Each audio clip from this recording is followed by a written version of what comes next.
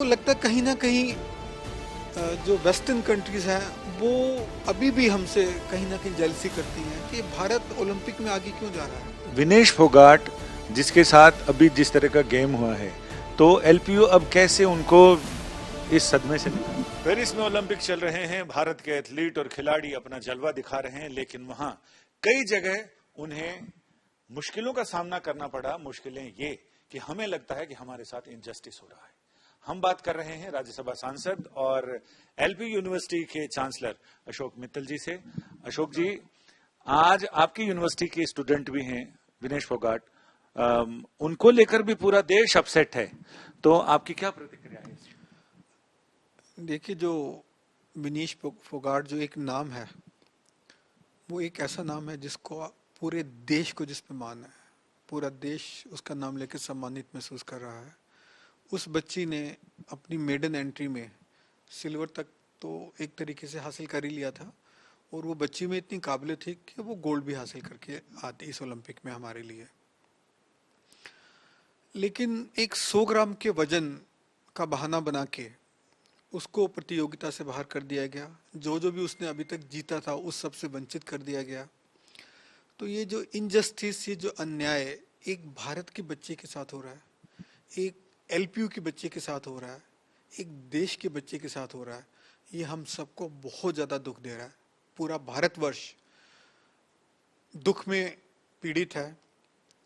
इस कदर तक के हमारे भारत के माननीय प्रधानमंत्री जी ने भी ट्वीट किया और उस बच्ची को चैंपियन ऑफ चैंपियंस का खिताब दिया। उस बच्ची को कहा कि आप पूरे देश के बच्चों के लिए, यूथ के लिए प्रेरणा है। तो उन्होंने जिस तरीके से ये हौसला अफजाई की, तो उससे हम सब में थोड़ा सा एक हौसला आया है, उस बच्ची में भी हौसला आया है। और मुझे उम्मीद है कि वो इन सब मुसीबतों के बावजूद वो चैंपियन ही है और चैंपियन ही बन के निकलेगी।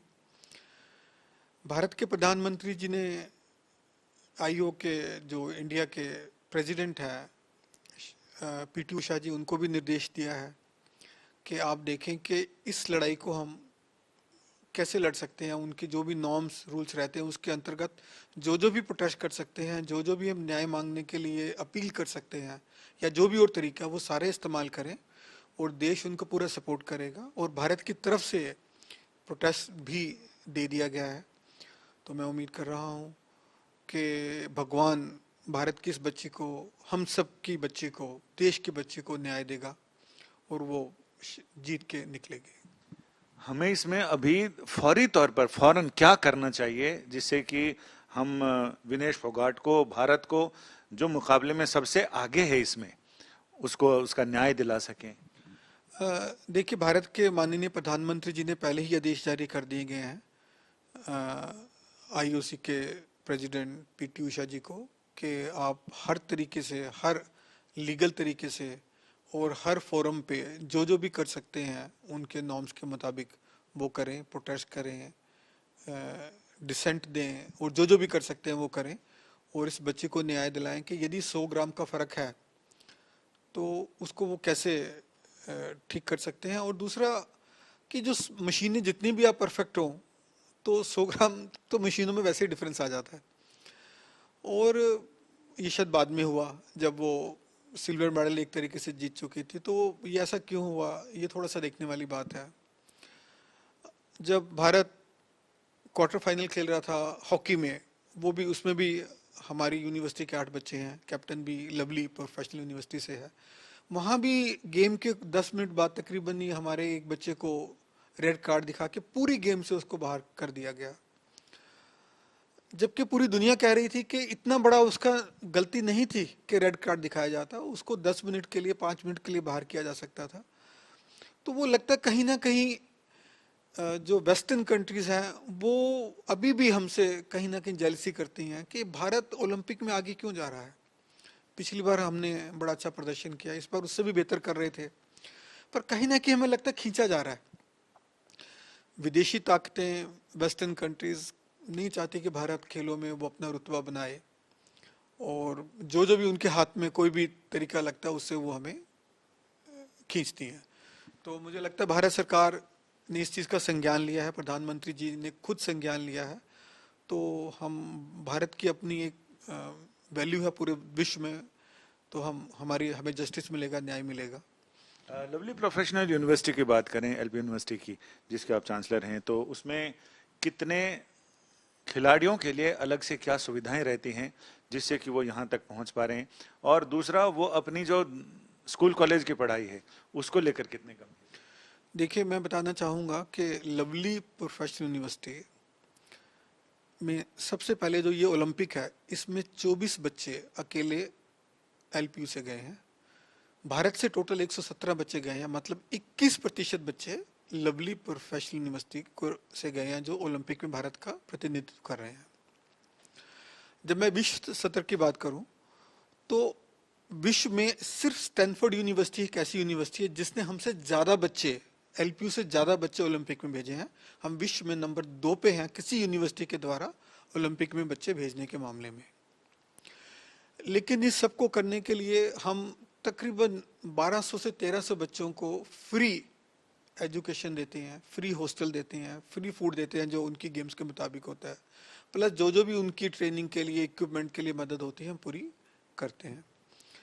और हम भी ट्रेनिंग करते हैं, ऑफ कोर्स भारत सरकार की अपनी अकेडमीज हैं जिसमें स्पेशलिस्ट ट्रेनिंग मिलती है उनको, वो वहाँ भी जाके करते हैं। आप कभी आए यूनिवर्सिटी में, आप देखेंगे कि हमारा ऑल वेदर स्विमिंग पूल है, 12 बैडमिंटन कोर्ट्स हैं, 6 स्क्वाश कोर्ट्स हैं, इंडोर बास्केटबॉल कोर्ट है, वॉलीबॉल कोर्ट है, प्लस और शूटिंग रेंज है, प्लस और बहुत फैसिलिटीज हम लोगों ने क्रिएट की हुई हैं। फैसिलिटीज क्रिएट करना एक बात होता है, उनको कोच करना, तो उसके लिए अलग अलग गेम्स के, अलग अलग एथलेटिक्स के कोच रखे हैं, वो उनको ट्रेन करते हैं। और इसके अलावा स्टेट गवर्नमेंट के साथ, भारत सरकार के डिफरेंट अदारों के साथ मिलकर जो भी हम बच्चों के लिए कर सकते हैं वो करते हैं। और उसी वजह से है कि आज ये हमारी पोजीशन है। अगले ओलंपिक में कितनी उम्मीद है कि जो रजत पदक पे आप हैं तो मेडल का रंग चेंज हो जाएगा, अगली बार एलपीयू सबसे ज्यादा कंटिजेंट में अपने स्टूडेंट? मैं इसमें आपको बताना चाहूँगा, 2020 के टोक्यो ओलंपिक थे जो 2021 में हुए थे, उसमें हमारे 13 बच्चे गए थे, और उन 13 बच्चों में 12 बच्चे मेडल लेकर आए थे। मतलब जैसे हॉकी में 7 बच्चे लेके आए थे, नीरज चोपड़ा जो गोल्डन बॉय है वो भी एलपीयू का बच्चा, उस टाइम भी था, आज भी है। ऐसे ही बजरंग पूनिया था, ऐसे ही पैरा ओलंपिक्स में हमारे बच्चे थे, निषाद करके, जो सिल्वर लेके आया था। तो ये हम लगातार मेडल जीतते आ रहे हैं, गोल्ड भी जीता है। और इसके साथ साथ जो एशियन गेम्स हुए पीछे अभी 2 साल पहले, उसमें 40 बच्चे एलपीयू से गए थे, और उसमें 4 ब्रॉन्ज जीते हमने, 4 सिल्वर जीते और 4 गोल्ड मेडल जीते।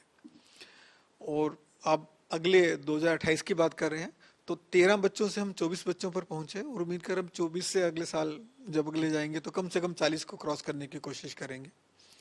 क्योंकि हमें फक्र है कि हम देश के लिए, अपने देश की स्पोर्ट्स के लिए, देश के युवा के लिए, देश के बच्चों के लिए कुछ कर पाएं, यही किसी यूनिवर्सिटी का ध्येय होता है, और हमारा भी वही ध्येय है।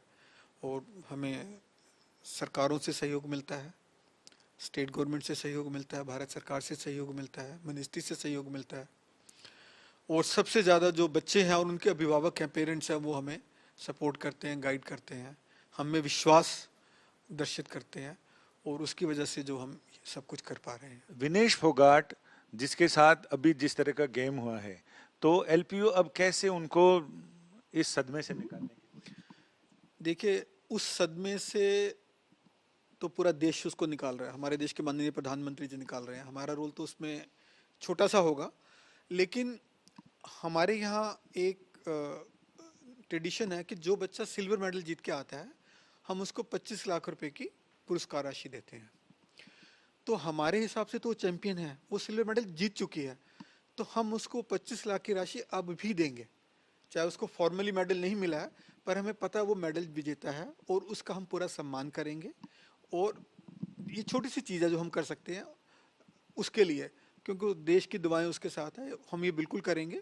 और उसको 25 लाख का पुरस्कार राशि, जो उसका हक था मेडल जीतने के उपरांत, वो अब भी हम उसको देंगे। बहुत बहुत धन्यवाद। यानी 140 करोड़ लोगों के लिए जो खिलाड़ी अपने दिन रात की मेहनत करते हैं, उनके सपनों को साकार करते हैं, तकलीफ तब होती है जब उनके साथ खेल हो जाता है, और उसमें उनकी कोई गलती नहीं होती, उसमें केवल और केवल ये भावना होती है कि भारत को कैसे पीछे किया जाए। लेकिन भारत का नाम भारत है, हमेशा चमकने वाला, और हमारी चमक कोई कम नहीं कर सकता।